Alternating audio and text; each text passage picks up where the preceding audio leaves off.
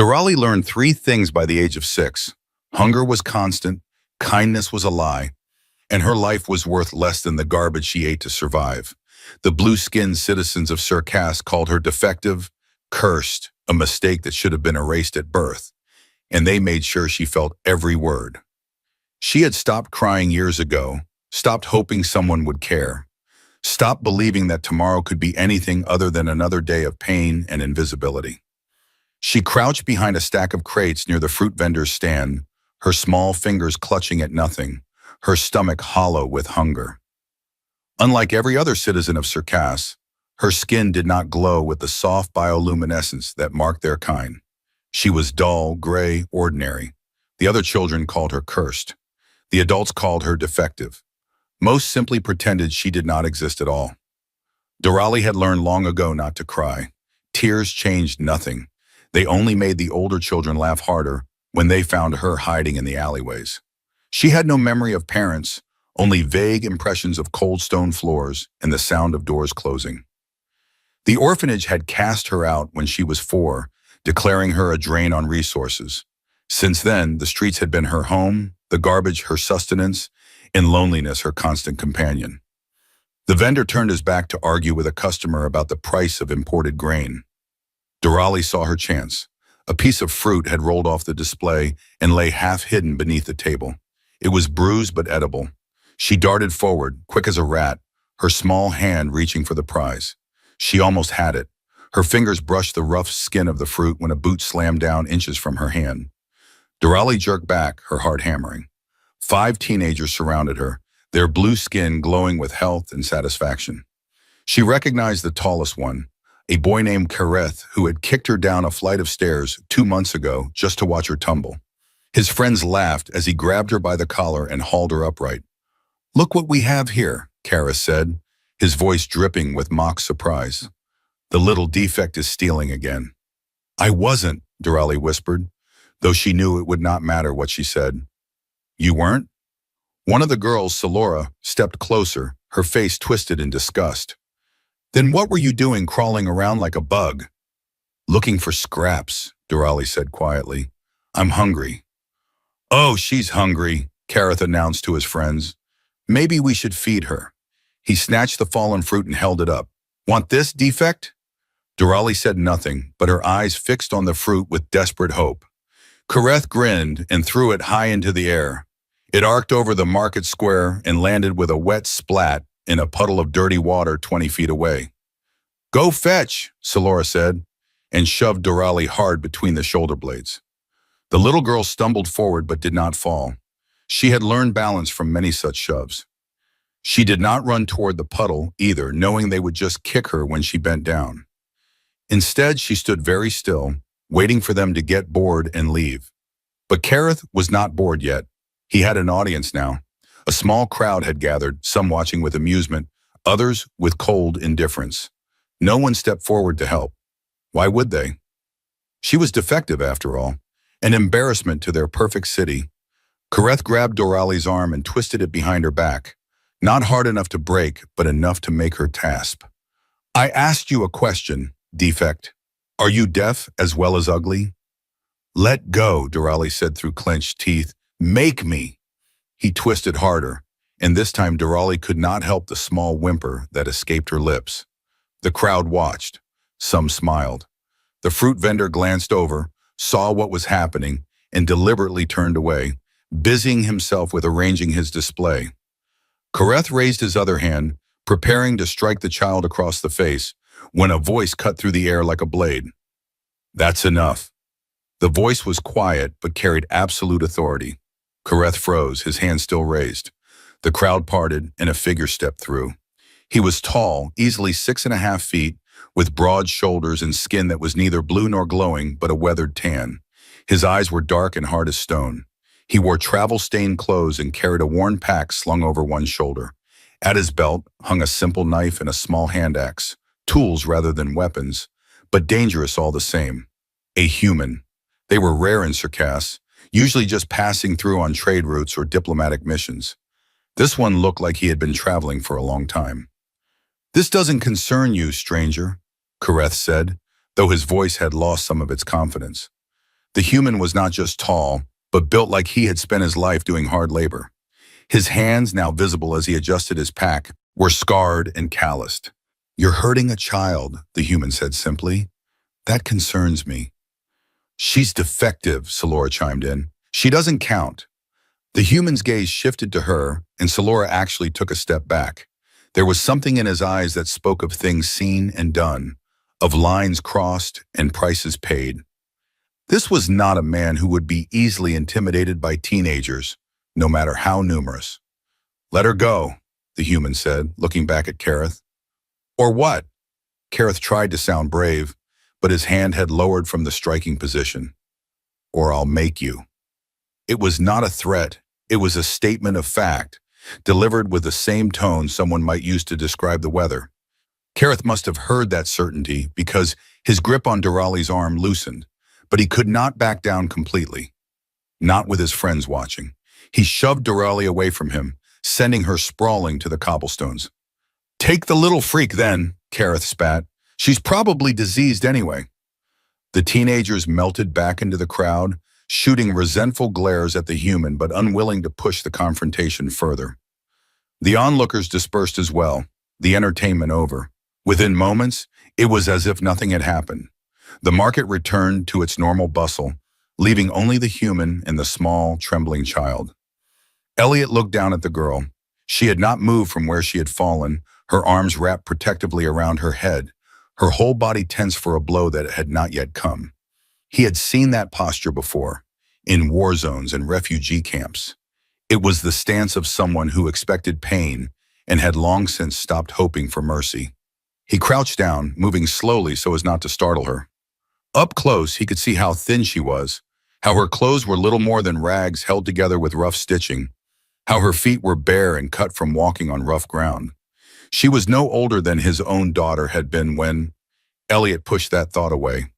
There was no use dwelling on the past, on the family he had lost to a war that should never have been fought. All he could do now was try to prevent more suffering where he found it. "Hey," he said softly, "they're gone. You can get up." Durali did not move. "I'm not going to hurt you," Elliot continued. "My name is Elliot. What's yours?" Still nothing. He could see her eyes, though, peeking through the gap between her arms. Wide, dark eyes filled with confusion and fear. She was trying to understand why he had helped her, trying to determine if this was some new form of cruelty. Elliot stood and walked over to the puddle where the fruit had landed. He fished it out, wiped it clean on his sleeve, and returned to where Durali still lay curled on the ground. He set the fruit down within her reach and then backed away several steps, giving her space. "It's yours," he said. "No one's going to take it." Durali stared at the fruit for a long moment. Then, moving with the darting quickness of a hunted animal, she snatched it up and pressed it against her chest, backing away from Elliot until her shoulders hit a wall. Only then did she take a bite, her eyes never leaving him, ready to run if he made any sudden movement. Elliot stood there, hands at his sides, letting her eat. He noticed how she devoured the fruit, core and all, not wasting a single scrap. When she finished, she licked her fingers clean and then wiped them on her ragged shirt. Her eyes were still wary, but some of the immediate panic had faded. The marketplace continued around them, the incident already forgotten by most. Vendors called out their wares, customers haggled over prices, children played in the spaces between stalls. Life went on, indifferent to one small act of kindness in a city that usually offered none. But Elliot noticed something else. Not everyone had forgotten. A few people were watching them from a distance, their expressions ranging from curiosity to disapproval. An elderly woman at a nearby stall caught his eye and gave him a small nod, so slight he almost missed it. A trader loading his cart paused in his work to observe them. A young mother pulled her child closer, whispering something that made the child look at Durali with wide eyes. Word would spread. In a city like Sarkas, where the social order was strictly maintained, his interference would be noted and reported. Elliot knew he should care about that, should worry about the consequences, but he found that he did not. Some things mattered more than keeping a low profile. "What's your name?" Elliot asked again, his voice gentle. The girl hesitated, then whispered, "Durali." "Durali." He nodded. That's a good name. Do you have somewhere to go? Family. She shook her head. Friends? Another shake. Anyone at all? Doralie looked down at her feet and said nothing. The answer was clear enough. Elliot felt a familiar weight settle in his chest. He had come to Circasse to resupply before continuing his journey to the outer settlements, planning to stay only a day or two. He had no intention of getting involved in local affairs, no desire to draw attention to himself. But as he looked at this small, broken child, he knew he could not simply walk away. Listen, he said carefully, I have a place where you could stay for a while. It's not fancy, but it's warm and safe. Would you like that? Doralie's eyes widened. Why? Because no child should have to sleep on the streets. I'm defective, she said, as if this explained everything. You're a person, Elliot corrected, and people deserve shelter and food and safety. All people. For the first time, something like hope flickered across Doralie's face. But hope was dangerous. Hope led to disappointment. She had learned that lesson well. You'll leave, she said quietly. Everyone leaves. Maybe eventually, Elliot admitted, but not today. Today you get a meal and a safe place to sleep. Tomorrow we can worry about tomorrow. Deal? Doralie studied him for a long moment, this strange human who had appeared from nowhere and fought for her when no one else would. Finally she nodded, a tiny hesitant movement. Elliot held out his hand. Doralie looked at it like it might be a trap, but slowly, inch by careful inch, she reached out and placed her small, dirty hand in his large, scarred one. Come on then, Elliot said. Let's get out of here before those kids come back with the reinforcements. He led her through the market, keeping to the edges where the crowds were thinner. Doralie walked close beside him, practically pressed against his leg, her head swiveling to watch for threats. Elliot noticed that wherever they went, people stared. Some looked curious, others hostile, but most simply looked away, as if acknowledging Doralie's existence was somehow shameful. The deeper they went into the industrial sector of Circasse, the fewer people they encountered. The buildings here were older, more functional, lacking the artistic flourishes of the city center. Many were abandoned, their purposes made obsolete by newer technology. Elliot had chosen this area precisely because it was largely forgotten. Places that people forgot were perfect for someone who wanted to avoid notice. He kept checking over his shoulder, aware that they might be followed. The local authorities tended to turn a blind eye to how the defective were treated, but they took a dim view of outsiders who interfered. He had learned that lesson in a dozen cities across a dozen worlds. Systems that relied on treating some people as less than human did not appreciate having that hierarchy questioned. They turned down a narrow alley between two warehouses. At the end was a door, half hidden behind a stack of discarded crates. Elliot moved the crates aside, revealing a heavy lock. He produced a key from his pocket and opened it, ushering Doralie inside. The interior was dark until Elliot flipped a switch. A generator somewhere in the back hummed to life, and dim lights flickered on, revealing what had once been a repair shop for ground vehicles. Workbenches lined the walls, covered with tools and spare parts. In one corner, Elliot had set up a living area with a bedroll, a small camping stove, and storage crates for his supplies. It was not much, but it was infinitely better than the streets. Doralie stood in the doorway, staring around with wide eyes. She had never been in a place that was warm and enclosed and not actively hostile to her presence. It seemed too good to be true. Her whole body was tense, ready to flee if this turned out to be some elaborate trap. She had learned that good things usually came with a price, and she was waiting to discover what this one would cost her. Elliot noticed her hesitation. He had seen that look before, on the faces of refugees and displaced persons. The look of someone who had been hurt so many times they could not accept kindness without suspicion.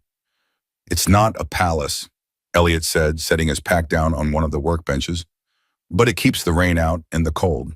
That's something. He moved slowly, deliberately, making sure not to make any sudden movements that might startle her. He had to remind himself that she was essentially a wild creature, domesticated only by necessity, survival her only teacher. Building trust would take time. Doralie took a tentative step inside, then another. Her eyes darted to every corner, cataloging exits and potential hiding spots. Old habits. The door behind her was still open, her escape route clear.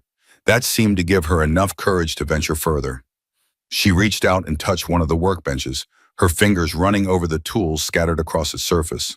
A wrench, a set of screwdrivers, a welding torch that had seen better days. To most people, they were just tools. To Doralee, they were objects of fascination, things she had only seen from a distance when she scavenged in the industrial waste bins. "You can touch them," Elliot said gently. "Just be careful with the sharp ones." Doralee picked up a small screwdriver, turning it over in her hands. The metal was cool and smooth, worn from years of use. She had never been allowed to touch anything before. Everything always followed by warnings and threats and sometimes blows. The freedom to simply hold something without permission was strange and wonderful. Elliot watched her explore, a small smile tugging at his lips. There was something pure about her curiosity, untainted by the cruelty she had endured. That spark of wonder still existed inside her, buried but not extinguished. That was good. That meant she could still be a child, given the chance. He rummaged through his supplies and pulled out a sealed packet of travel rations. Breaking it open, he handed half to Doralee. She set down the screwdriver and took the food, but she did not eat, just held it and stared. "It's safe," Elliot assured her. He took a bite from his own portion, chewing slowly to show her. "See? Food. Real food." Doralee continued to stare at the ration bar in her hands. Her stomach growled loudly, betraying her hunger, but still she hesitated. Elliot realized the problem. She was waiting for the catch, for him to snatch it away at the last moment or demand something in return. She was waiting for the cruelty that always seemed to follow any kindness. "It's yours," Elliot said firmly. "No conditions, no tricks. You're hungry. I have food, so you eat. That's how it should work." Still, Doralee did not move. Elliot thought for a moment, then set down his own ration bar and walked to the far side of the workshop, giving her space. "I'm just going to check on the generator," he announced, turning his back to her. "Make sure it's running properly. You eat while I work." With his attention apparently elsewhere, Doralee finally brought the food to her mouth. She took the tiniest bite, barely a nibble, testing it.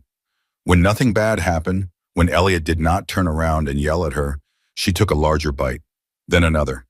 Soon she was devouring the ration bar, cramming it into her mouth with desperate hunger. Elliot heard the sounds of eating and smiled to himself. Small victories. He busied himself with the generator, which was running fine, but gave him an excuse to stay occupied.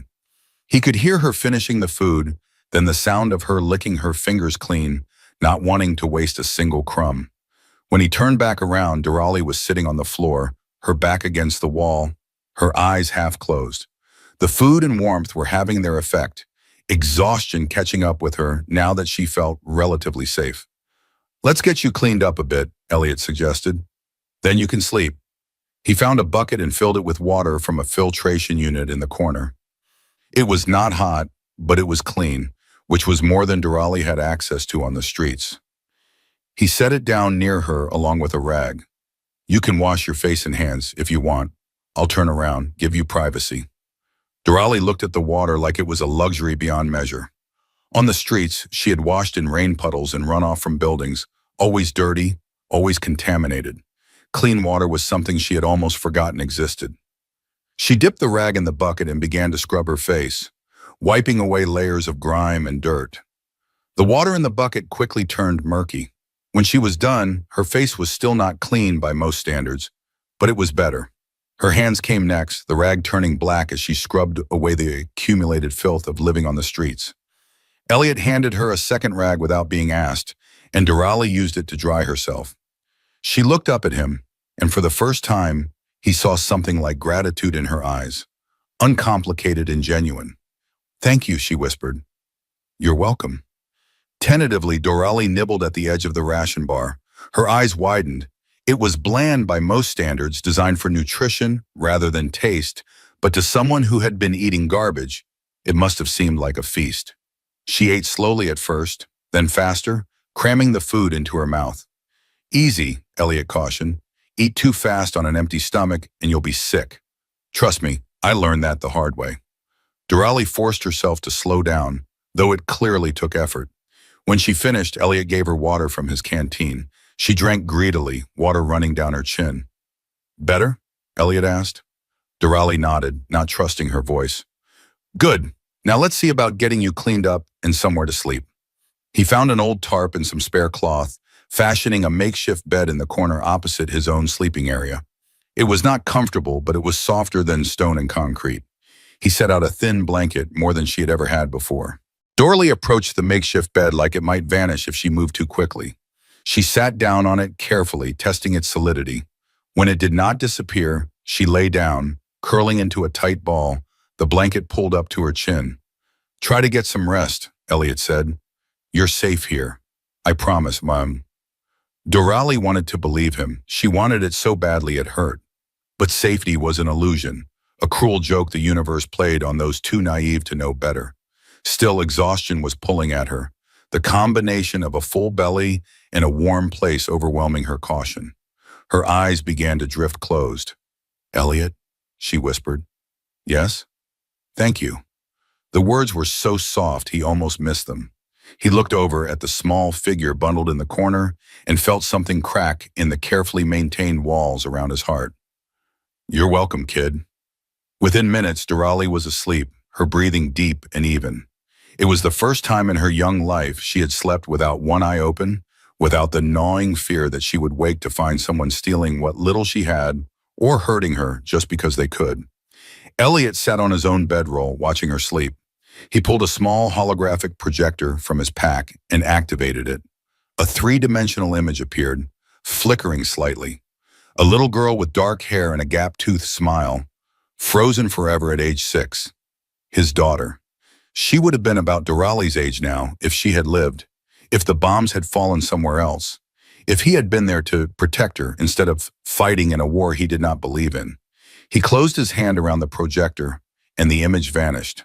The past was gone. Nothing could change it. But maybe, just maybe, he could do better this time. Maybe he could save one small life, even if he had failed to save his own child. Elliot set the projector aside and began to clean and check his equipment, old habits from his military days. A clean weapon was a reliable weapon. Tools properly maintained never failed when you needed them most. He worked methodically, losing himself in the familiar routine. He was interrupted by a soft cough from Durali's corner. It was a wet, rattling sound that spoke of illness left untreated. Elliot frowned. Living on the streets in all weather, eating contaminated food, never getting proper medical care, it was a wonder the girl had survived this long. But survival and health were not the same thing. He would need medicine. Proper medicine, not just street remedies. That meant finding someone who dealt in such things. Someone who would not ask too many questions or report him to the authorities. As luck would have it, he knew just such a person. The next morning, after checking that Durali was still asleep and relatively comfortable, Elliot locked the workshop behind him and made his way to the black market district. Circasse, for all its pretensions of order and perfection, had a thriving underground economy. Every city did. Laws created criminals, and criminals created opportunities. He found the stall he was looking for tucked between a weapon dealer and someone selling counterfeit identification chips. The proprietor was an elderly woman named Hildemy, her blue skin wrinkled with age, her eyes sharp with intelligence. She sold medical supplies to those who could not or would not go through official channels. Elliot, she greeted him as he approached. Haven't seen you in a while, thought you'd left the city. Planned to, Elliot said. Plans changed. Hildemy's eyes narrowed. What do you need? Antibiotics, broad spectrum if you have them, and something for a fever. Someone sick? Not your concern. Fair enough. Hildemy pulled several packages from beneath her counter, each labeled in the local script. This should do it. Strong stuff. Use it sparingly. Elliot examined the packages, checking expiration dates and seals. Everything looked legitimate. How much? For you, 50 credits? It was more than he wanted to spend, but he had expected as much. Medicine that actually worked was always expensive. He counted out the money from his dwindling supply and handed it over. Hildemy took the credits, but did not immediately give him the medicine. Instead, she studied him with those sharp old eyes. Word is you got into it with some kids yesterday, she said. Defended a defect child. News traveled fast. And nothing, just observing. Most people wouldn't stick their neck out like that, especially for one of them. She gestured vaguely, encompassing the concept of defectives with a wave of her hand. She's a child, Elliot said flatly. That's all that matters. Hildemy smiled slightly. You're either very brave or very foolish, human. Maybe both. She pushed the medicine across the counter. But you've got a good heart. Rare thing these days. Just try to stay alive, she added in a lower voice. This city eats the weak, and it doesn't much care for heroes either. Elliot pocketed the medicine. I'm not a hero, I'm just trying to do the right thing. Same difference to some people. Hildemy glanced around, then leaned closer. Be careful. The head of the city guard, Gilser, he doesn't like it when people upset the natural order. And you helping that child, that's as upsetting as it gets. Elliot nodded his thanks and left the market, taking a circuitous route back to the workshop. Hildemy's warning echoed in his mind. He had known there would be consequences for his actions, but he had not expected them to come so quickly.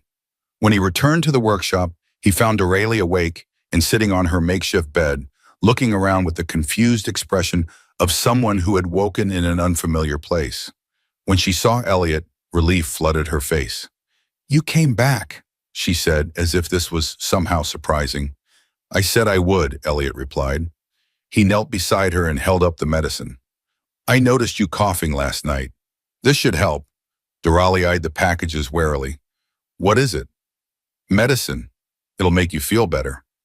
Medicine is expensive. I had some credits saved up. He opened one of the packages and shook out a tablet. Take this with water, one in the morning, one at night. Understand? Doralee took the tablet, turning it over in her fingers. Why are you being nice to me? It was a question Elliot had been asking himself. The simple answer was that it was the right thing to do. But there was more to it than that. There was guilt and grief and the desperate need to prove that he could still make a difference, even if it was just for one small broken child. Because someone should be, he said finally. It was not a complete answer, but it seemed to satisfy Doralee.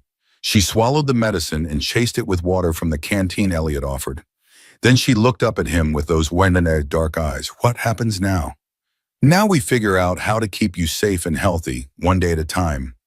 And then we'll see. It was not much of a plan, but it was more than Doralee had ever had before. She nodded and pulled the blanket tighter around herself. Elliot busied himself with preparing a simple breakfast. As he worked, he noticed Doralee watching him intently, studying his movements. She was learning, he realized. Learning what to do, how to survive, soaking up information like a sponge. Smart kid. She would need to be. They ate together a quiet meal of travel rations and water. Afterward, Doralee explored the workshop while Elliot kept watch, peering through the grimy windows to check for surveillance. He did not see anything immediately threatening, but that did not mean they were safe. In his experience, trouble always found you eventually. Doralee had discovered something in a pile of discarded parts. She held it up triumphantly. A small mechanical bird, its wings frozen in mid-flap, its paint chipped and faded. It must have been a toy once, or perhaps a messenger drone. Now it was just junk. Can you fix it? Doralee asked hopefully. Elliot took the bird and examined it. The mechanism was intact but clogged with grime. The power cell was dead. It would take time and effort to restore, but it was possible. Maybe, he said. Let's find out. He cleared a space on one of the workbenches and laid out his tools. Doralee climbed onto a stool beside him, watching with fascination as he carefully disassembled the mechanical bird. He explained what he was doing as he worked, naming parts and describing their functions. Doralee listened intently, asking questions when something confused her. It took the better part of an hour, but eventually Elliot had the mechanism cleaned, oiled, and reassembled. He installed a new power cell from his supplies and flipped the activation switch. For a moment, nothing happened. Then, with a soft whir, the bird's wings began to move. Its eyes lit up with a gentle glow. Doralee's face transformed. She had smiled before, small, hesitant expressions. But this was different. This was pure Nanstone, unfiltered and radiant. She clapped her hands together and laughed, a sound Elliot suspected she had not made in a very long time. It works, she exclaimed. You fixed it. We fixed it, Elliot corrected. You found it. Doralee took the bird carefully, cradling it in her hands as if it were the most precious thing in the world. And maybe to her it was. A small piece of beauty in a life that had offered little beyond pain and rejection. Thank you, she whispered. And this time there was no hesitation in her voice. Only gratitude, pure and simple. Elliot felt that crack in his heart widen a little more. He told himself not to get attached. He would move on eventually, continue his journey, and Doralee would have to find her own way. But even as he thought it, he knew he was lying to himself. Some bonds formed quickly, forged in moments of crisis and kindness. This was one of them. They spent the rest of the day in relative peace. Elliot taught Doralee how to tie her shoes properly, a skill he had never learned because she had never had shoes that fit. He showed her how to organize supplies efficiently, how to maintain tools, small practical lessons that might help her survive. Doralee absorbed it all with eager attention, grateful for any scrap of knowledge. Neither of them noticed the figure watching from the shadows outside, observing through a crack in the boarded-up window. Jinan was young for a city guard scout, barely into his 20s, but he was good at his job. Tracking the human had been surprisingly easy. The trail led straight to this abandoned workshop in the industrial sector. Gelser, the head of the city guard, had been furious when he heard about the incident in the market. In his mind, the social order of Syracuse was sacred. Defectives were defective for a reason, and they deserved their place at the bottom of society. Anyone who challenged that order was a threat. And this human, this outsider, had dared to defend a defect child in public, humiliating the local youth and undermining the natural hierarchy. Jinan had been ordered to find the human and the child, to bring them both in for questioning. Gelser had hinted darkly that the human might be doing something illegal, might be exploiting the child for his own purposes. It was a thin justification, but it was enough to make the arrest official. Peering through the window, Jinan watched as the human showed the child how to properly maintain a knife, demonstrating the correct angle for sharpening. It was a domestic scene, almost fatherly. The child looked healthier than she had any right to, given her circumstances. Well-fed, clean, safe. Jinan felt an uncomfortable stirring in his chest. He had a younger brother not much older than this child. He could remember teaching his brother similar lessons, watching his face light up with understanding. This did not look like exploitation. This looked like care. But orders were orders. He pulled out his communication device to report his findings. His finger hovered over the call button. He looked back through the window one more time, seeing the child laugh as the mechanical bird fluttered from her hand to her shoulder. Jinan lowered the communicator. He would report finding the workshop. Yes, but maybe he would take his time getting back to headquarters. Maybe he would get lost along the way. Maybe he would give them a few more hours of peace before the hammer fell. He slipped away from the window and disappeared into the urban maze. Inside the workshop, Elliot had no idea how close they had come to discovery. He was focused on Doralee, who was trying to teach the mechanical bird to land on a specific spot on the workbench. She was patient with it, gentle, coaxing it with soft words. The bird was not intelligent enough to really learn, but its programming adapted to repetition, and eventually it began to land where she indicated more often than not. "I'm going to call him Flutter," Doralee announced. "That's a good name," Elliot agreed. "Did you ever have a pet?" The question caught him off guard. He thought of his daughter and the stray cat she had adopted, a scrawny thing she had named Princess. They had not been able to take it with them when they evacuated. He wondered sometimes if it had survived the bombing. "Once," he said quietly, "a long time ago." Doralee sensed the sadness in his voice and did not push further. She had her own ghosts, her own painful memories. She understood that some doors were better left closed. Evening came, bringing shadows that stretched long across the workshop floor. Elliot prepared another simple meal, using the last of his fresh supplies. He would need to venture out again soon to resupply, but for now, they had enough. They ate quietly, comfortable in the silence. Doralee was beginning to relax around him, her movements less jerky, less ready to bolt at any moment. Trust was building, fragile but real. After dinner, Elliot noticed Doralee yawning. The medicine was working, her cough less frequent, but she was still recovering. She needed rest. "Time for bed," he said. For once, Durali did not argue. She was tired, truly tired, not just exhausted from fear and hunger, but from the simple work of being a child who could finally let her guard down. She climbed into her makeshift bed, flutter clutched in her hands, its gentle glow providing a soft nightlight. "Elliot?" she said as he turned to go to his own sleeping area. "Yes." "Will you stay in the city, I mean, for a while?" He could have lied. It would have been kinder, perhaps. But Elliot had always believed in honesty, even when it was hard. "I don't know," he admitted. "Maybe. For now, yes. But eventually I'll have to move on. I always do." Doralee was quiet for a long moment. Then, "But not tomorrow." "No, not tomorrow." "That's okay then. Tomorrow is far away." She closed her eyes, and within minutes she was asleep again. Elliot watched her for a while, this small, resilient child who had suffered more in 6 years than most people experienced in a lifetime. She deserved better. She deserved a real home, a real family, a chance at a normal life. He could not give her all of that, but maybe he could give her some of it. Maybe that would be enough. Elliot settled onto his own bedroll, but sleep was elusive. He kept thinking about Hildemy's warning, about the way people had looked at him in the market. He was making waves, drawing attention. That was dangerous. He had learned to move through the world quietly, to not make himself a target. But protecting Doralee had shattered that careful invisibility. He was still awake when he heard it. The faint sound of movement outside, the careful footsteps of someone trying not to be heard. Elliot rolled silently to his feet, grabbing the hand axe from his belt. He moved to the window and peered out. Nothing. Just shadows in the distant glow of the city lights. But his instincts, honed by years of conflict, screamed that something was wrong. They were being watched. Or worse, they were about to be visited. He returned to his bedroll but did not lie down. Instead, he sat with his back to the wall, the axe across his lap, eyes on the door. If trouble was coming, he would be ready. The night passed slowly. No attack came, but the feeling of being watched never faded. When gray light began to filter through the windows, Elliot finally allowed himself to relax slightly. Perhaps he had been paranoid.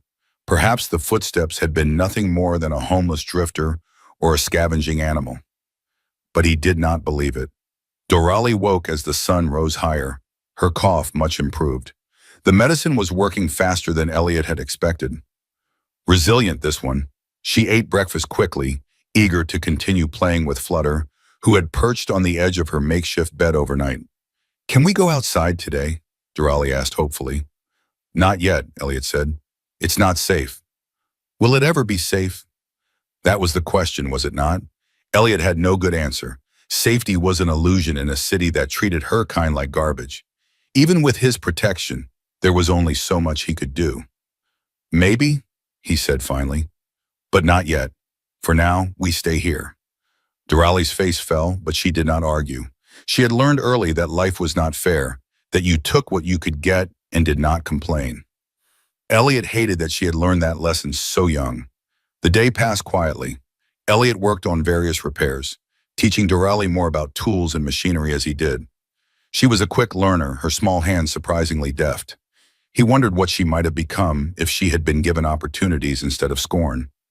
An engineer, perhaps, a builder, someone who created rather than simply survived. Late in the afternoon, there was a knock at the door. Elliot froze. No one should know they were here. He gestured for Doralee to hide, and she quickly scrambled under one of the workbenches, pressing herself into the shadows. Flutter's glow dimmed to almost nothing, as if the little machine sensed danger. Hand on his axe, Elliot approached the door. "Who is it?"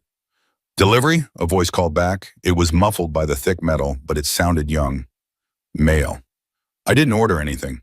"It's from Hildemy. Says you might need it." That gave Elliot pause. Hildemy was not stupid. She would not send someone to his location unless she had good reason.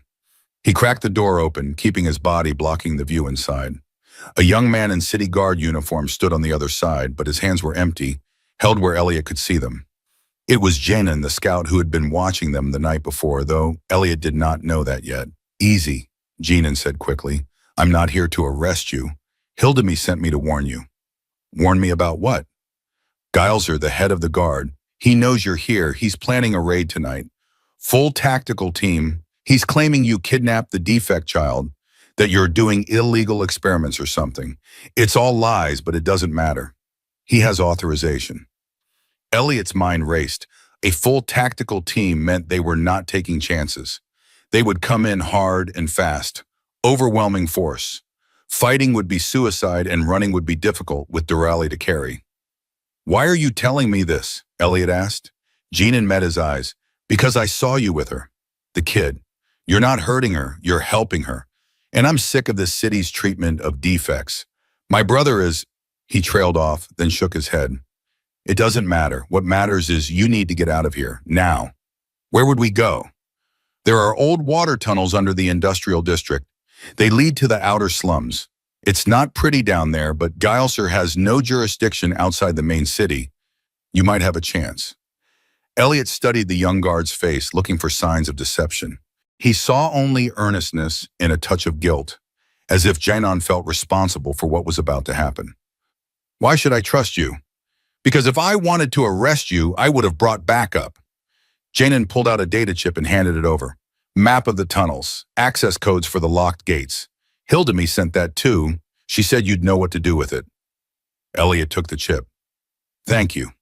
"Don't thank me. Just get that kid somewhere safe." Janon glanced over his shoulder, nervous. "I have to go. They'll be here in 3 hours, maybe less. Good luck." He disappeared into the maze of buildings before Elliot could say anything else. Elliot stood in the doorway for a moment, processing the information, then turned back to the workshop. "Durali, come out. We're leaving." She emerged from under the workbench, Flutter clutched in her arms. "What's wrong?" "The city guard is coming. We need to go somewhere they can't follow." Fear flooded Durali's face, the old terror returning in an instant. "They'll take me away. They'll hurt you." "Not if we're smart about it." Elliot began gathering supplies, working quickly but methodically. Food, water, medical supplies, tools, weapons. He stuffed everything into his pack, leaving behind anything not essential. "We're going into the tunnels. It'll be dark and probably unpleasant, but it'll be safer than here." "Where will we go after?" "Somewhere far from Circasse, somewhere they can't reach us." It was a vague plan, but it was the best he had. Elliot helped Durali put on a jacket he had modified to fit her, then slung his pack onto his back. He checked the data chip Janon had given him, memorizing the route as best he could. "Stay close to me," he instructed. "Don't make any noise unless I tell you to. And if I say run, you run. Understand?" Durali nodded solemnly. She had survived on the streets by learning to follow instructions instantly. This was no different. They left the workshop through a back entrance Elliot had scouted earlier, a narrow gap in the wall that led to an alley. The sun was setting, painting the sky in shades of purple and gold. In another context, it would have been beautiful. Now it just meant darkness was coming, and with it, danger. Elliot led them through the industrial district, moving swiftly but carefully, avoiding main streets and surveillance points. Durali kept pace surprisingly well, her small legs pumping as she hurried to stay close. Flutter was tucked inside her jacket, his glow completely off. They reached the entrance to the water tunnels just as full night fell. It was a grated opening in the side of a building, half hidden by debris. Elliot used a crowbar to pry it open, the metal groaning in protest. Once inside, he pulled the grate back into place behind them. The tunnel was exactly as unpleasant as Elliot had expected. Damp, dark, and smelling of things best left unidentified. Their footsteps echoed on the wet stone. Elliot activated a small light stick from his pack, providing just enough illumination to navigate by. "It's scary," Durali whispered. "I know, but it's safer than up there. Just hold on to my hand and don't let go." Her small hand found his, gripping tightly. They moved deeper into the tunnel system, following the map Janon had provided. The tunnels branched and split, a labyrinth designed to carry waste and runoff away from the city proper. Without the map, they would have been hopelessly lost within minutes. They walked for what felt like hours, but was probably closer to one. Durali was flagging, exhaustion setting in, but she did not complain. Elliot was about to suggest a rest when he heard it. Voices echoing from behind them, and the harsh glare of searchlights cutting through the darkness. "They're in the tunnels," someone shouted. "Seal the exits." Damn, Gilser had figured out their escape route faster than expected. Either that or Janen's warning had not been as secret as the young guard had thought. Either way, they were being pursued, and they had a head start of minutes at best. "We need to move faster," Elliot said, scooping Durali up and setting her on his shoulders. "Hold on tight." He ran, splashing through the shallow water that covered the tunnel floor, his pack bouncing against his back. The voices behind them grew louder, the lights brighter. They were gaining ground. The tunnel opened into a larger chamber, a junction point where multiple channels converged. According to the map, there should be a ladder here leading to the surface. Elliot scanned the walls frantically, and there it was, rusty metal rungs set into the stone. He set Durali down and started climbing, testing each rung before trusting his weight to it. Durali followed, climbing with the ease of a child who had spent years scaling buildings and fences to escape danger. They emerged into a small, enclosed space, a maintenance access point. Above them was a hatch. Elliot pushed it open and hauled himself up, then reached down to pull Durali out. They were in an alley on the outskirts of Circasse, where the gleaming towers gave way to ramshackle buildings and unpaved streets, the slums that Jeanne had mentioned, but they were not free yet. Elliot heard the sound of pursuit echoing from the tunnel below. The guards were right behind them. "Run," Elliot commanded, and they did. The slums were a maze of their own, narrow passages between buildings that leaned against each other like drunken friends. Elliot led them through the confusion, taking random turns, doubling back, trying to lose their pursuers. Durali gasped for breath but kept running, her hand clutched in his. They emerged onto a bridge, an old structure spanning a deep gorge where the city's waste was dumped. The bridge swayed alarmingly under their feet, the cables groaning. On the far side was freedom. On the near side, blocking their retreat, were their pursuers. And at the head of the pursuit was Gilser himself. He was tall for his kind, with skin that glowed brighter than most, a mark of genetic superiority among his people. His face was cruel, his eyes cold. He wore the ornate uniform of the city guard commander, and at his hip was a holstered weapon, some kind of energy pistol. The guards flanking him carried similar weapons, along with batons and riot shields. Elliot and Durali backed onto the bridge, watching as Gilser approached with deliberate slowness. He was savoring this, the cornered prey with nowhere to run. "End of the line, human," Gilser called out. "Surrender the defect, and I might be lenient." Elliot positioned himself between Gilser and Durali. He had his hand axe in one hand, his knife in the other. Primitive weapons against energy pistols. Not good odds, but he had faced worse. "She's not a defect," Elliot said. "She's a child." "She's waste," Gilser corrected. "A genetic mistake that should have been disposed of at birth. You're only delaying the inevitable." "Then you'll have to go through me," Gilser smiled, a thin, cruel expression. "I was hoping you'd say that. I've been wanting to teach you outsiders a lesson about meddling in our affairs." He drew his energy pistol, a sleek weapon that hummed with power. The other guards followed suit, a dozen weapons now aimed at Elliot and Durali. Elliot knew he could not win this fight. He might take down one or two before they shot him, but that would still leave Durali alone and defenseless. He needed a better option, but none presented itself. They were trapped on the bridge, the gorge yawning beneath them, the guards ahead. Then Durali did something that surprised everyone, including Elliot. She stepped out from behind him, standing at his side, her small body trembling but upright. Flutter emerged from her jacket, perching on her shoulder, its eyes glowing defiantly. "Don't hurt him," Durali shouted, her voice high and clear. "He's good. He's the only one who was ever nice to me." The words echoed across the gorge, bouncing off the walls of the ravine below. In that moment, something shifted in the air. The settlers who had gathered to watch stopped murmuring. The guards who had been ready to fire hesitated. Even Gilser seemed taken aback by the intensity in the small child's voice. Durali was trembling, her whole body shaking with fear, but she did not move from her position. She kept her arms spread wide, a tiny shield between Elliot and a dozen weapons. Tears streamed down her face, not from sadness, but from the overwhelming terror of what she was doing. Every instinct screamed at her to run, to hide, to save herself. But she did not. She had spent 6 years learning to be invisible, to avoid notice, to accept that she did not matter. But Elliot had shown her something different. He had shown her that she did matter, that she was worth protecting, worth caring for. And if she mattered, then so did he. She could not let them hurt the one person who had ever treated her like she was human.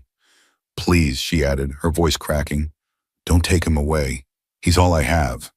The words were simple, childish, desperate, but they carried a weight that no adult rhetoric could match. This was not a political statement or a philosophical argument. This was a child begging for the only family she had ever known. One of the guards, a woman with a scar across her cheek, lowered her weapon slightly. Commander, she said to Gowser, her voice uncertain, she's just a kid. She's a defect, Gowser snapped, but even he seemed shaken by Durali's display. His hand, which had been steady on his weapon, now wavered slightly. Elliot wanted to pull Durali back behind him to shield her from the danger she had placed herself in. But he also understood what she was doing. She was claiming him as family, declaring to the world that she belonged to someone and someone belonged to her. It was the bravest thing he had ever seen. Gowser laughed. How touching. The defect speaks. Should I care? You should, a new voice cut in. Genin emerged from the shadows behind the guards, his weapon drawn but not aimed at Elliot and Durali. Instead, it was pointed at Gilser. Lower your weapon, Commander, Genin said quietly. This has gone far enough. Gowser spun around, fury on his face. What is the meaning of this? It means I'm done following orders I don't believe in, Genin replied. That's a 6-year-old child. She's not a threat to anyone. And this human saved her from being beaten by thugs. That's not a crime. That's heroism. Heroism? Gowser spat the word like it was poison. He violated the social order. He undermined our values. Our values include torturing children? Genin shook his head. Then maybe our values need to change. The other guards were looking at each other, uncertain. Some seemed sympathetic to Genin's stance. Others appeared loyal to Gowser. The situation was balanced on a knife's edge. You're making a mistake, Gowser warned Genin. I'll have you court-martialed for this. Maybe, but I'll sleep better at night. Gilser's hand tightened on his pistol. For a moment, Elliot thought the commander would actually shoot his own subordinate. But Gilser was cunning. He knew that killing Genin would turn the other guards against him instantly. Instead, he holstered his weapon and smiled coldly. Fine. You want the defect so badly? You can have her. He turned to Elliot. But you, human, are not welcome in Circass. If we see you within city limits after today, you will be arrested and executed. Is that clear? Elliot did not respond, just stared at Gowser with those hard, dark eyes. I said, is that clear? Gowser repeated, his voice rising. Crystal, Elliot said softly. Good. Then get out of my sight. Gowser turned and strode away, his loyal guards following. The others hesitated, then slowly lowered their weapons and dispersed, casting uncertain glances at Genin. Elliot endured dourly. Only Genin remained, still standing on the bridge. You should go, he said to Elliot. Gowser won't forget this. He'll find a way to come after you eventually. Then we'll deal with that when it happens, Elliot replied. He held out his hand. Thank you for everything. Genin shook his hand, a gesture more common among humans than his own people. Take care of her. She deserves better than what the city gave her. I will. Genin nodded and left, disappearing into the slums. Elliot and Durali were alone on the bridge, the gorge below, the city behind, and an uncertain future ahead. What do we do now? Durali asked. Elliot looked down at her, the small, brave child who had stood up for him even when she had every reason to run and hide. She had called him good. She had defended him. In her own way, she had saved him just as much as he had saved her. Now, he said, we find somewhere to live, somewhere safe, and we figure things out from there. Together? Together. Durali smiled, a real genuine smile that lit up her whole face. She took his hand and they walked across the bridge together, leaving Circass and its cruelty behind. They found shelter in the outer settlements, small communities that existed beyond the reach of Circass's authority. The people there were a mixed lot, refugees, outcasts, traders, and drifters. No one asked too many questions, and no one cared that Durali's skin did not glow. Elliot used the last of his credits to rent a small dwelling, little more than a shack with a leaky roof, but it was theirs. He found work as a mechanic, using his skills to repair tools and machinery for the settlers. It did not pay much, but it was enough to keep them fed and warm. Doralee thrived.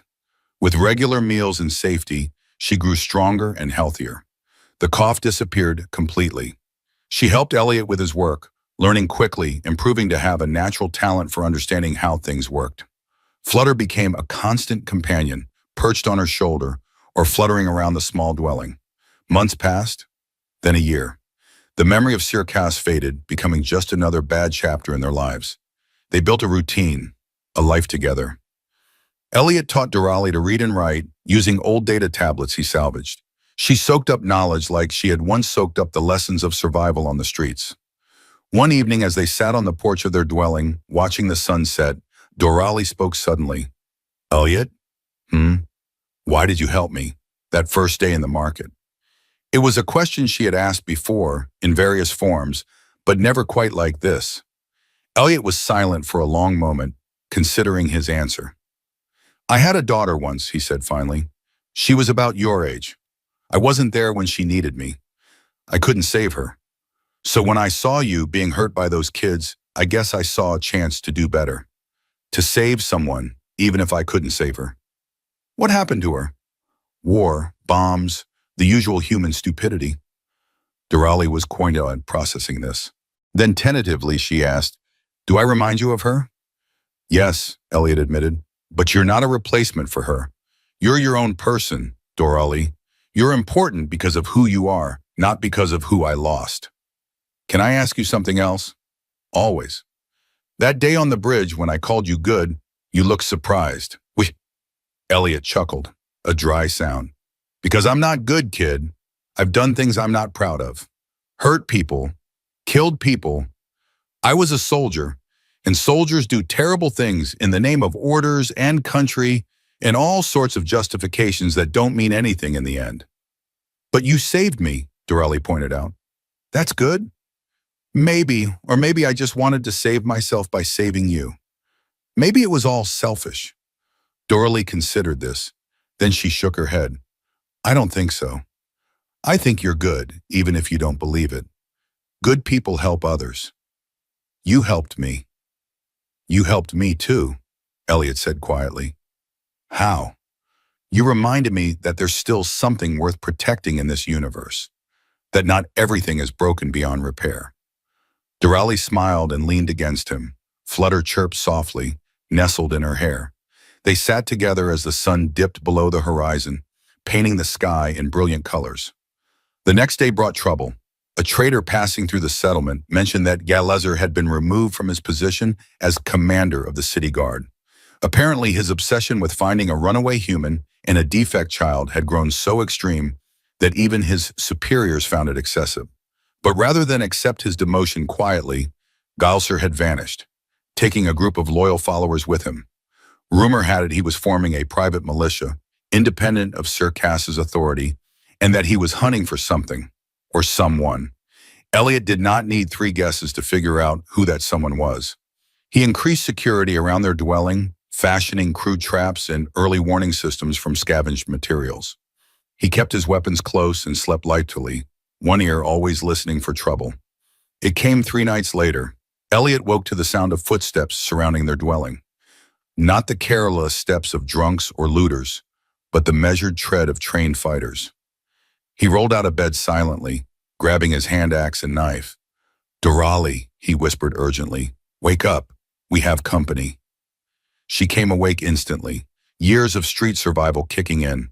She grabbed Flutter and her few possessions, ready to run. "Back door," Elliot instructed. "If I don't make it, you head for the southern settlements. Ask for a woman named Hildemy. Tell her I sent you. She'll help." "I'm not leaving you," Doralee said stubbornly. "You will if I tell you to. That's the deal, remember? You follow my instructions." Before Doralee could argue further, the front door exploded inward.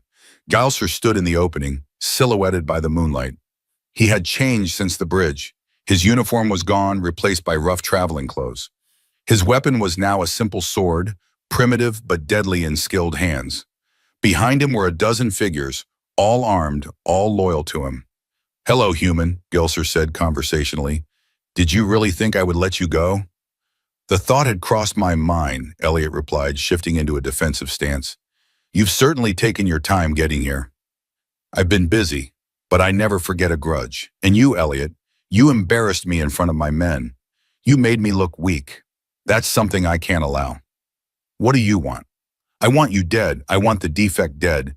And I want everyone in this settlement to know what happens to those who defy the natural order. There's nothing natural about your order. It's just cruelty dressed up in fancy words. Giles's smile vanished. Enough talk. Men, take them. The fighters surged forward. Elliot met the first one with his axe, the blade biting deep into the attacker's shoulder. The man fell back with a scream. Elliot followed through with his knife, parrying a sword thrust and counterattacking with vicious efficiency. He was outnumbered, but the dwelling's narrow confines worked in his favor. They could not all attack at once, forced to come at him one or two at a time. And Elliot had been in more knife fights than he cared to remember. His movements were economical, brutal, and effective, but there were too many. For every one he dropped, another took their place. A sword caught him across the ribs, a shallow cut but painful. Another blade sliced his arm. He was being worn down, injuries accumulating. "Durali, run!" he shouted. But Durali did not run. Instead, she did something that would have made Elliot proud if he had not been terrified for her safety. She grabbed one of his improvised traps, a container filled with caustic chemicals he used for cleaning metal, and threw it at Giles's men. The container shattered, splashing its contents across 3 fighters. They screamed and fell back, clawing at their burning skin. "You heard him!" a voice shouted from outside. "Get away from them!" Jeanin appeared in the doorway, sword in hand. Behind him were a dozen settlers armed with whatever they could find. Clubs, knives, farming implements, even a few actual weapons. The settlement had come to Elliot's defense. Giles's men found themselves surrounded, outnumbered. The tide of the fight shifted instantly. Several of Helisar's fighters threw down their weapons and surrendered. Others tried to flee and were captured by the settlers. Only Hilser remained standing, his sword pointed at Elliot. "You," he snarled at Jeanin. "I should have killed you on the bridge." "Probably," Jeanin agreed, "but you didn't, and now here we are." "This isn't over," Gilser promised. He lunged at Elliot, his sword a silver blur in the moonlight. Elliot was tired, injured, slower than usual. The sword came at him too fast to dodge completely. It would have skewered him through the chest if Durali had not acted. She threw herself forward, tackling Elliot's legs and bringing him down. The sword passed over his head, missing by inches. Gilser stumbled, off balance from the missed strike, and Elliot took advantage. He surged upward inside Gilser's guard and drove his knife into the commander's sword arm. Gilser howled and dropped his weapon. Elliot kicked it away, then brought the haft of his axe down on Gilser's head. Not hard enough to kill, but enough to knock him unconscious. The former commander collapsed in a heap. Silence fell over the dwelling. The fight was over, won by the most unlikely of alliances. A human, a defect child, a disgraced guard, and a group of settlers who had decided they had seen enough injustice. Jeanin lowered his sword. "Everyone all right?" Elliot nodded, breathing hard, blood dripping from his wounds. "We'll live. Thanks for the backup." "Had to come. Hildemy sent word that Gilser was headed this way. Figured you could use some help." "Hildemy?" Elliot was surprised. The old woman had kept track of them even out here. "She keeps tabs on people she likes," Jeanin explained. "Consider it her way of watching out for you." Durali emerged from where she had fallen, Flutter chirping worriedly from her shoulder. She ran to Elliot and hugged him fiercely. "You're hurt," she said, voice thick with tears. "Just scratches," Elliot lied. The wounds hurt like hell, but he would survive. He had survived worse. The settlers tied up Gilser and his remaining fighters. There was a brief discussion about what to do with them. Execution was proposed by some, exile by others. In the end, they settled on turning them over to Sir Cass's authorities with a full accounting of Gilser's crimes. If the city chose to punish him, fine. If not, at least he would be their problem, not the settlements. Jeanin volunteered to escort the prisoners back to Sir Cass. Before he left, he pulled Elliot aside. "You did good here," Jeanin said. "Building a life, taking care of the kid, that takes courage." I just did what needed doing. That's what courage is. Jeanin clasped Elliot's shoulder. Take care of yourself and her. Always, Jeanin left with the prisoners, and the settlement slowly returned to normal. The dwelling was repaired, the damage fixed. Elliot's wounds healed, leaving new scars to join the old ones. Life went on. Months turned into years. Durali grew taller, stronger, more confident. She never forgot the cruelty of Shurkas, but she did not let it define her. Instead, she chose to define herself by the kindness of the one person who had cared when no one else would. She learned everything Elliot could teach her about mechanics, about survival, about being strong without being cruel. And when other outcasts found their way to the settlement, frightened and alone, it was often Durali who welcomed them, who showed them that they were not worthless, that they deserved kindness and dignity. On her 12th birthday, Elliot presented her with a gift, a newly forged knife, sized for her hand, sharp and well-balanced. You're old enough now to start learning how to defend yourself properly, he explained. Not because I think you'll need to fight, but because knowing how to fight means you don't have to be afraid.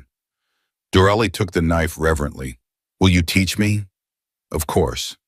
They trained together every morning after that, Elliot teaching her the fighting skills he had learned over a lifetime of conflict.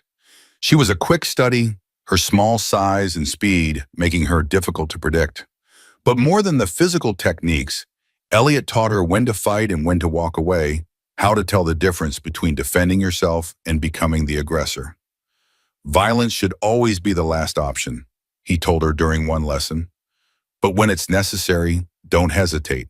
Hesitation gets you killed. Like on the bridge, Durali said. When I jumped out to defend you, you didn't hesitate. Neither did you. They smiled at each other, that shared memory of facing down an entire guard force with nothing but courage and defiance. The settlement prospered. More people came, drawn by rumors of a place where outcasts were welcomed, where the old hierarchies did not matter. Elliot found himself in the unlikely position of being a community leader, offering advice and mediation when disputes arose.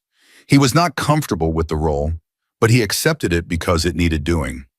Durali became his assistant in everything, learning not just mechanics and combat, but diplomacy and leadership.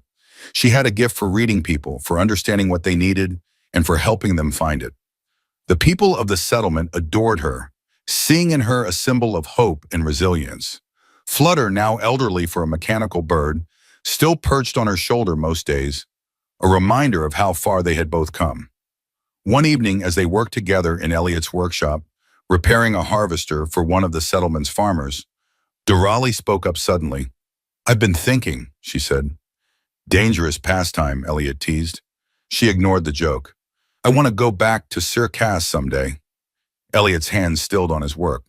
Why, because there are other children there like I was, defects, outcasts. They're suffering the same way I suffered, maybe worse, and I want to help them. Shurkas is dangerous for you. They made their feelings clear. I know, but I also know that running away and hiding doesn't change anything. Maybe it's time someone stood up and said that what they're doing is wrong, someone who survived it. Elliot studied her face, seeing the determination there. She was not a frightened 6-year-old anymore. She was 12, almost 13, and she had inherited his stubbornness along with his teaching. If you're serious about this, he said carefully, then we need to plan it properly. You don't just walk into Shurkas and start making demands. You need allies, resources, a strategy. We, Durali corrected. Not I. We. I'm an exile.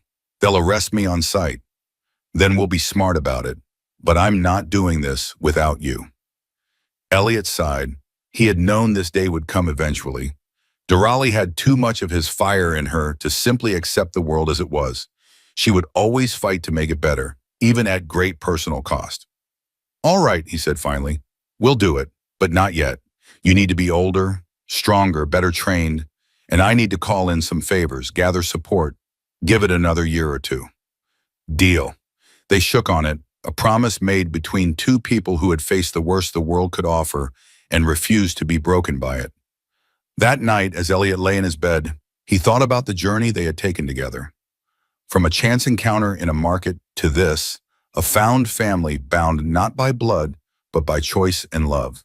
He had set out to save one small child, and in doing so she had saved him from the darkness that had threatened to consume him after losing his daughter. He would never forget his biological child, would never stop missing her. But in Durali, he had found a second chance at fatherhood, and he intended to do it right this time. 2 years passed. Durali turned 14, Elliot turned 48. The settlement had grown into a proper town, with permanent buildings and established trade routes. And finally, their plans for returning to Circas were ready. Jenon, who had stayed in contact through intermediaries, had worked his way up to a position of influence in the city guard. The brutal old regime was slowly being reformed, pushed by a new generation that questioned the traditional treatment of defects. But change was slow, and resistance was fierce from the old guard. Jenon sent word that the time was right. A council meeting was being held to debate new citizenship laws. If Dorali could speak there, tell her story, it might sway enough minds to change policy. It was risky. Elliot was still technically in exile under threat of execution. Dorali was still a defect in the eyes of many. But they had not come this far to back down now. They traveled to Circas in secret, disguised as traitors. Hildemy, now ancient but still sharp, provided them with false documentation and a safe house in the lower districts. The city had changed in the years since they had fled. It was still beautiful, still glowing with bioluminescence, but there were more people on the streets wearing the gray, dull skin of defects. Not many, but more than there had been. Change was happening, slowly but surely. The night before the council meeting, Elliot and Durali sat in the safe house, going over her speech for what felt like the 100th time. "You'll do fine," Elliot assured everyone. "What if they don't listen? Then we tried. That's all anyone can do. And if they try to arrest us, then we run. Again. We're good at running." Durali smiled, some of her nervousness fading. "We're also good at fighting." "That we are." The council meeting was held in a grand amphitheater in the heart of Circas. Representatives from across the city gathered to debate the proposed citizenship reforms. Elliot watched from a hidden vantage point, too recognizable to risk sitting in the audience. Janon had arranged for Durali to be allowed to speak, but only briefly. She would have minutes at most to make her case. When her turn came, Durali walked to the center of the amphitheater. She looked tiny compared to the adult representatives, a small figure in simple clothes facing a crowd of hundreds. Flutter was on her shoulder, his eyes glowing softly. The crowd murmured when they saw her. A defect child speaking before the council. It was unprecedented. Durali took a breath and began. "My name is Durali," she said, her voice clear and steady. "I was born in this city. I lived here for 6 years. And in those 6 years, I was beaten, starved, and called worthless by almost everyone I met. Not because I did anything wrong, but because my skin doesn't glow like yours." The crowd stirred, uncomfortable. "I survived because one person decided I was worth saving. A human named Elliot, who saw me being attacked and chose to help instead of looking away. He gave me food when I was hungry, shelter when I had nowhere to sleep, and kindness when I had known nothing but cruelty." She paused, letting her words sink in. "I'm not asking you to feel sorry for me. I'm asking you to think about all these other children like me who are suffering right now in your streets. Children who could become engineers, teachers, healers, if only they were given a chance. You're wasting potential because of prejudice, and that prejudice is costing your city more than you realize." A council member stood. "The defect condition is genetic. It cannot be allowed to spread." "Why?" Durali challenged. "Because we're different? I'm just as intelligent as you, just as capable. The only thing I lack is bioluminescence. Does that really make me less of a person?" "Tradition. Tradition isn't an excuse for cruelty." Durali cut him off. "Tradition said slavery was acceptable once. Tradition said women couldn't own property. Tradition said a lot of things that we now recognize as wrong. Maybe it's time to add one more wrong tradition to that list." The amphitheater erupted in argument, some voices supporting her, others condemning her audacity. Durali stood in the center of it all, calm and collected, waiting for order to be restored. Finally, the council head called for silence. He looked at Durali with an expression that was hard to read. "You speak well for one so young," he said. "But words alone do not change policy. What you ask would require overturning centuries of social structure." "Then overturn it," Durali said simply. "Start small if you must. Grant defects the right to education, the right to work, the right to not be beaten in the streets. Build from there. But start, because every day you wait, children are suffering needlessly." There was a long silence. Then, to everyone's surprise, Jinan stood up in his guard uniform. "She's right," he said loudly. "I've seen the defect camps. I've seen how we treat them. And it's shameful. We claim to be a civilized society, but we treat our most vulnerable with less compassion than we show animals. That needs to change." Other voices joined his. Not many, but enough to show that Durali's words had reached some people. The debate raged for hours, long after Durali had left the speaking floor. When the vote finally came, it was close. But it passed. Defects would be granted basic rights, access to education, protection from violence, the ability to work and earn a living. It was not equality, not yet, but it was a start. Durali stood outside the amphitheater with Elliot, watching as the representatives filed out. Some glared at her with open hostility. Others nodded respectfully. Most simply ignored her, as they always had. "You did it," Elliot said quietly. "We did it," Durali corrected. "You gave me the strength to stand up there. You showed me that one person can make a difference. You would have figured that out on your own eventually. You're smarter than I ever was." "Maybe, but I wouldn't have survived long enough to get smart if you hadn't helped me when I needed it most." They left Circasse that night, returning to their settlement. There was still work to be done, still fights to be fought. The new laws would face resistance, and there would be those who tried to undermine them. But the first step had been taken, and that was something.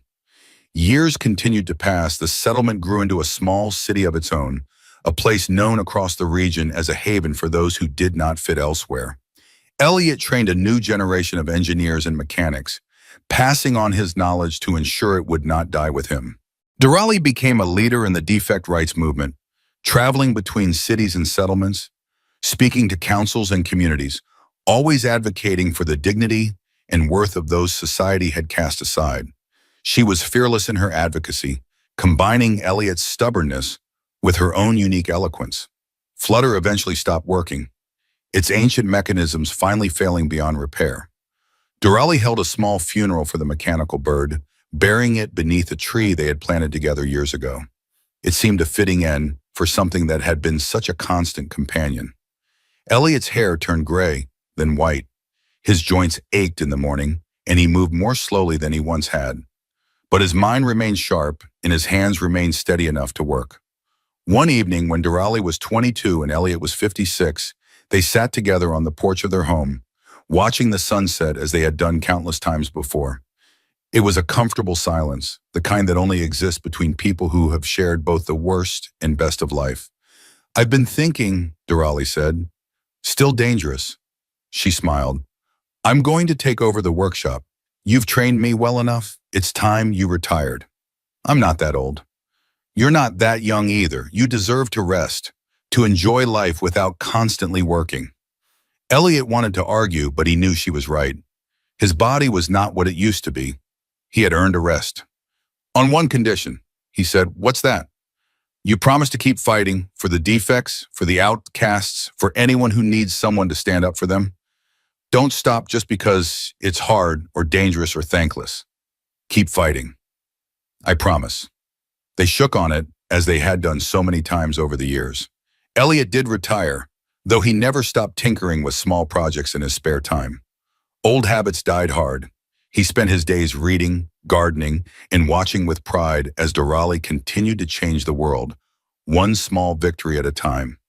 5 years later, on a crisp autumn morning, Elliot woke to find he could not get out of bed. His body, worn down by decades of hard living and old injuries, had finally reached its limit. He called for Durali, who came running. "Don't look so worried," Elliot said, his voice weak but calm. "Everyone dies eventually. I've lived longer than I had any right to expect." You're not dying, Dorali said fiercely, tears streaming down her face. You're going to be fine. But they both knew the truth. Elliot had seen enough death to recognize when it was coming for him. Listen to me, he said, taking her hand. I need you to understand something. That day in the market when I saved you, you saved me too. You gave me a purpose when I had none. You gave me a reason to keep going. You became my daughter in every way that mattered. And I am so, so proud of who you've become. You're my father too, Dorali sobbed, the only real one I ever had. Then as your father, I'm telling you this. You're going to be okay without me. You're strong, capable, and kind. You're going to continue making the world better, one person at a time. And when you do, remember that I'll be proud of you, wherever I am. I don't want you to go. I know, but life doesn't care what we want. It just keeps moving forward, and we have to move with it. He squeezed her hand weakly. Promise me you'll keep living. Really living, not just surviving. Find happiness, find love, build something beautiful. Promise me. I promise, Elliot smiled. Good, that's good. He closed his eyes, still holding her hand. His breathing grew shallow, then stopped. And just like that, the man who had saved a small, broken child from a cruel world was gone. Dorali sat beside him for a long time, crying quietly. The settlement learned of his death and came to pay their respects.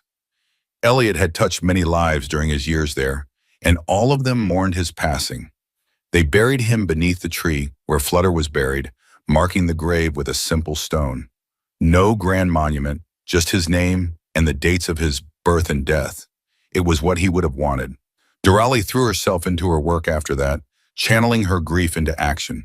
She expanded the settlement's outreach programs, established schools for defect children, and lobbied tirelessly for further reforms in Shurkas and beyond. Years passed, decades. The world changed, slowly but surely, becoming more accepting, more kind. It would never be perfect. There would always be prejudice, always be cruelty. But it was better than it had been, and that was something. When Dorali was old herself, her skin wrinkled and her hair gray, she would sometimes sit beneath that tree and talk to the two graves there, telling them about her day, about the victories won and the setbacks overcome. She liked to think they could hear her, that somehow, wherever they were, Elliot and Flutter were still with her. She had kept her promise. She had lived, really lived, building something beautiful from the ashes of a painful childhood. And she had never stopped fighting for those who could not fight for themselves. The little girl who had once been called defective had become one of the most respected figures in the region, a symbol of resilience and hope.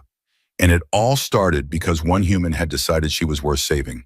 Some might call that heroism. Elliot would have called it just doing the right thing. In the end, maybe they were both correct.